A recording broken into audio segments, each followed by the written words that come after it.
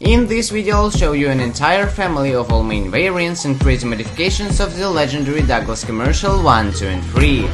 This is Aviation, but stretched and improved. Let's get into it. Starting off with the DC-1 from 1933. That was the first model of famous Douglas Commercial series. Although only one example was produced, the design was the basis for the DC-2 and DC-3, the latter being one of the most successful aircraft in the history of aviation. It went to United Kingdom, then to France, then to Spanish mail service that somehow managed to crash landed, destroying this exceptional piece of aviation history. 1934. The DC-2 took the skies. With 192 units built, it competed with the Boeing 247. The Douglas DC-2 defeated it in the marketplace, and its successor, the DC-3, subsequently established such absolute dominance that it effectively rendered out each and every other airliner in existence. But hey, it's still not the time for our legend yet. 1935. B-18 Bolo medium bomber, which served with the United States Army Air Corps and the Royal Canadian Air Force as the DP during the late 1930s and early 1940s. It is a DC-2 with a new bomber fuselage and new engines. Pretty lazy if you ask me. Bolo, by the way, refers to the heavy single-bladed machete-like overgrown knife. Same year, Douglas dropped a brilliant cure for insomnia. Or not.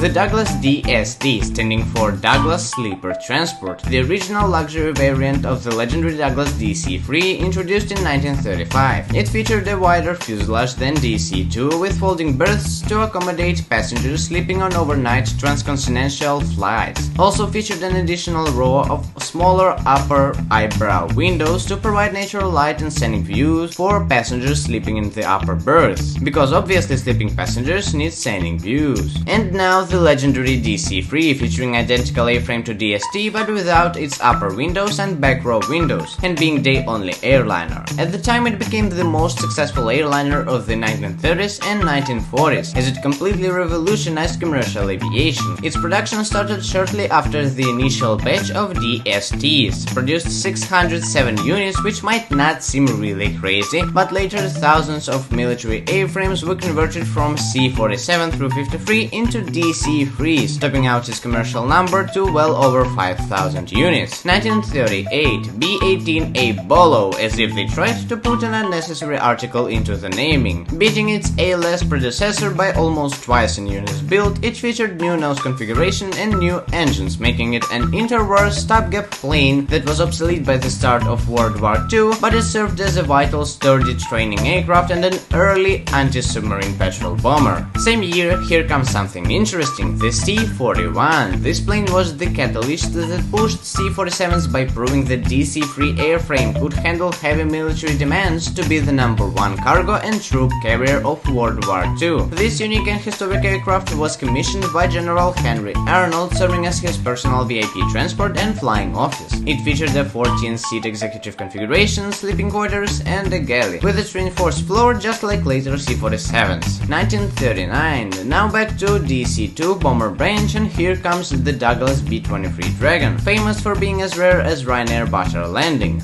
Only 38 were ever built, and it never saw frontline combat. It is most celebrated by aviation historians for introducing a glazed tail gun, a first for American medium bomber, and for later serving as Howard Hughes' luxury executive transport, the guy who built H-4 Hercules.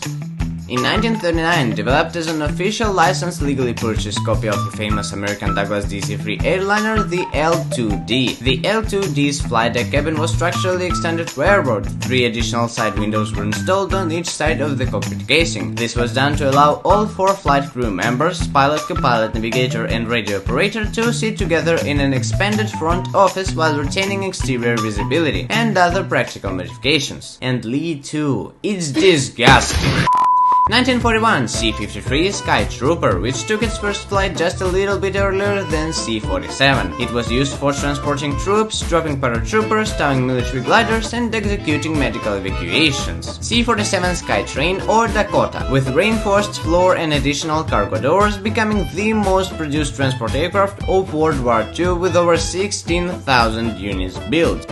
and everything between them, C-48, C-49, C-50, C-51, C-52, were different DC-3s converted into military transport with different engines and layouts, overall becoming either a C-47 or C-53. 1943, XC-47C was an experimental amphibious modification of the legendary Douglas C-47 Skytrain. Developed during World War II, this specialized variant was designed to enhance tactical flexibility in remote regions, particularly the Pacific Theater, by enabling the massive transport aircraft to land and take off from water. While the aircraft successfully proved that a transport as large as the C-47 could operate as a seaplane, the modification drastically reduced the aircraft's cruising speed, climbing performance, and maximum payload capacity. Same year, R-4D-6S, a specialized US Navy anti-submarine warfare and electronic evaluation modification of the Douglas C-47. R-4D, ready for duty. The S suffix denoted its configuration for special electronic radar or anti-submarine warfare roles. Featuring external bomb racks and specialized electronics, it was an aircraft that would make a defeat message say your submarine was destroyed by a small transport plane.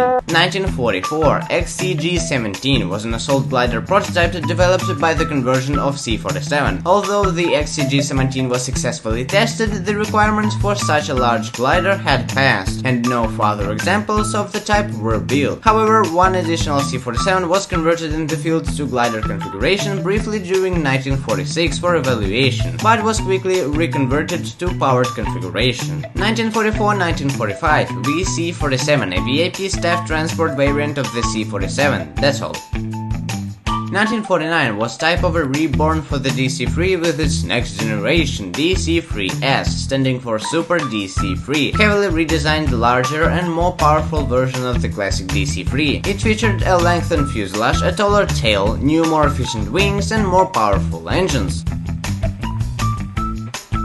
1949, R-4D-8, named C-117D with new designation system that was introduced in 1962, a military transport version of Super DC-3. 1964, here comes Horror, the AC-47 Spooky, predecessor of the AC-130, first in a series of fixed-wing gunships developed by the United States Air Force during the Vietnam War. It was designed to provide more firepower than light and medium ground attack aircraft in certain situations when ground forces called for close air support. And 2 years later, in 1966, EC-47 Electric Goonie, unarmed World War II era Douglas C-47 used primarily during the Vietnam War for airborne radio direction finding and electronic reconnaissance. 1969, Conroy Turbo 3 N-4700C, being a C-53 Skytrooper modified with turboprop engines by Conroy Aircraft, founded by same Jack Conroy that built Guppies. Two Rolls-Royce Dart Mark 510 engines from a crashed Vickers Viscount previously operated by United Airlines were used to replace the original Pratt & Whitney radial engines. Why SH registration? Well, because in 1974 Conroy converted a C-117D into Super Turbo 3 with its registration N156WC. Project failed due to regulatory hurdles over strict FAA recertification requirements and high aircraft conversion expenses.